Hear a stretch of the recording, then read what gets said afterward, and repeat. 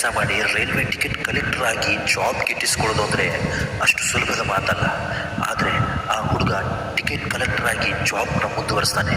ಆದರೆ ಅವನ ಕನಸು ಅಷ್ಟಕ್ಕೆ ನಿಲ್ಲೋದಿಲ್ಲ. ಅವನು ತುಂಬಾ ದೊಡ್ಡ ಕನಸು ಕಾಣಿರ್ತಾನೆ. ನಾನೊಬ್ಬ ಕ್ರಿಕೆಟ್ ಪ್ಲೇಯರ್ ಆಗಿರಬೇಕು, ನಾನು ಇಡೀ ಜಗತ್ತಿಗೆ ದೊಡ್ಡ ಪ್ಲೇಯರ್ ಆಗಿ ಕಾಣಬೇಕು, ನನ್ನ ಸಾಧನೆ ಇಡೀ ಜಗತ್ತೇ ಮೆಚ್ಚುವಂತಿರಬೇಕು ಅನ್ನೋ ಆಸೆಯಿಂದ ಆ ಹುಡುಗ ಕಷ್ಟಪಡ್ತಾನೆ ಇರ್ತಾನೆ. ಆದರೆ ಅಷ್ಟು ಸುಲಭವಾಗಿ ಆ ಹುಡುಗನಿಗೆ ಗೆಲುವು ತಕ್ಕೋದಿಲ್ಲ. ಅದಕ್ಕೆ ಅವನು ಏನು ಮಾಡ್ತಾನೆ ಗೊತ್ತಾ? 1 ವರ್ಷದವರೆಗೆ ಎಲ್ಲವನ್ನೂ ತ್ಯಾಗ ಮಾಡ್ತಾನೆ. ಎಲ್ಲವನ್ನೂ ತ್ಯಾಗ ಮಾಡ್ತಾನೆ ಅಂದರೆ ಅವನ ಫ್ಯಾಮಿಲಿ, ಅವನ ಜಾಬ್, ಅವನ ಫ್ರೆಂಡ್ಸ್, ಪಾರ್ಟೀಸ್, ಮೋಜು ಮಸ್ತಿ ಎಲ್ಲವನ್ನೂ ಕೂಡ ತ್ಯಾಗ ಮಾಡ್ತಾನೆ. ಅದರ ಪ್ರತಿಫಲವೇ ಇಂದು ಜಗತ್ತೇ ಮೆಚ್ಚುವಂತಹ ಕ್ರಿಕೆಟ್ ಆಟಗಾರನಾಗಿ ಬೆಳೆದಿರ್ತಾನೆ. ಅದು ಬೇರೆ ಯಾರೂ ಅಲ್ಲ, ಭಾರತ ಕಂಡ ಅತ್ಯಂತ ಶ್ರೇಷ್ಠ ನಾಯಕರಲ್ಲಿ ಒಬ್ಬರಾದ ಮಹೇಂದ್ರ ಸಿಂಗ್ ಧೋನಿ. ಡಿಯರ್ ಫ್ರೆಂಡ್ಸ್, ಇವರು ಪಟ್ಟ ಕಷ್ಟ ಅಷ್ಟಿಷ್ಟಲ್ಲ.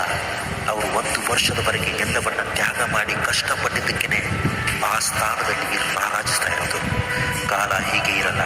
ಇವತ್ತು ನಿಂದು ನಾಳೆ ನಂದು ಅಂತ ನೀನು ಇನ್ನೊಬ್ಬರಿಗೆ ಮನವರಿಕೆ ಮಾಡಿ ತೋರಿಸ್ಬೇಕು. ಈ ಪ್ರಪಂಚದಲ್ಲಿ ದೇವರು ಯಾರನ್ನು ಸುಮ್ಮನೆ ಹುಟ್ಟಿಸಿರೋದಿಲ್ಲ. ಅದರ ಹಿಂದೆ ಒಂದು ಕಠಿಣವಾದ ಕಾರಣವನ್ನು ಇಟ್ಟಿರ್ತಾನೆ. ಆ ಕಾರಣ ಒಳ್ಳೆಯದು ಅಂತ ನೀನು ನಿರ್ಧರಿಸಬೇಕಾಗತ್ತೆ. ನಿನ್ನ ಹಿಂದೆ ಕಷ್ಟನೇ ಕಾಡ್ತಿದ್ರು, ದುಃಖನೇ ಆವರಿಸಿಕೊಂಡಿದ್ರು, ನೋವೇ ಬೆಂಬಿಡದೆ ಸುತ್ತಲೂ ಇದ್ರು ಕೂಡ ನೀನು ಮಾತ್ರ ನನಗೆ ಕಷ್ಟ ಬರ್ತಾ ಇದೆ ಅಂತ ನಿನ್ನವರ ಹತ್ರ ಇನ್ನೊಬ್ಬರ ಹತ್ರ ಕೈ ಚಾಚಬೇಡ. ಯಾಕೆ ಗೊತ್ತಾ?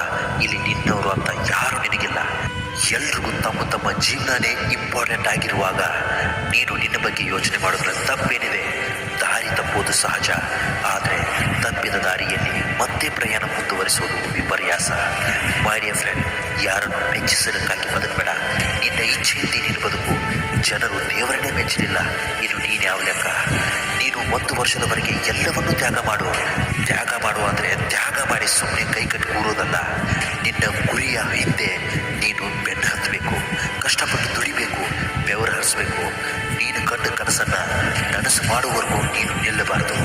ಆಗ ಮಾತ್ರ ನೀನು 1 ವರ್ಷ ತ್ಯಾಗ ಮಾಡಿದ್ದೆಲ್ಲವೂ ಕೂಡ ನಿನ್ನ ಹಿಂದೆ ಕ್ಯೂವಲ್ಲಿ ನಿಂತಿರುತ್ತೆ.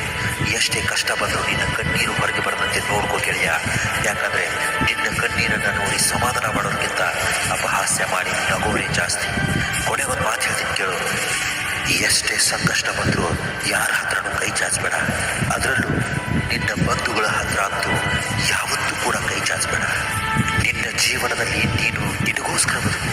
ಓದಿ ತಿಳಿದುಕೊಂಡ ಪಾಠಗಳಿಗಿಂತ ಗಾಯಗೊಂಡು ತಿಳ್ಕೊಂಡ ಅನುಭವದ ಪಾಠಗಳೇ ಜಾಸ್ತಿ ಎಂಬುದನ್ನು ಯಾವತ್ತೂ ಕೂಡ ಮರಿಬೇಡ. ಇಂತಹ ಮತ್ತೊಂದು ಒಳ್ಳೆ ಕಂಟೆಂಟ್ ತಗೊಂಡು ನಾಳೆ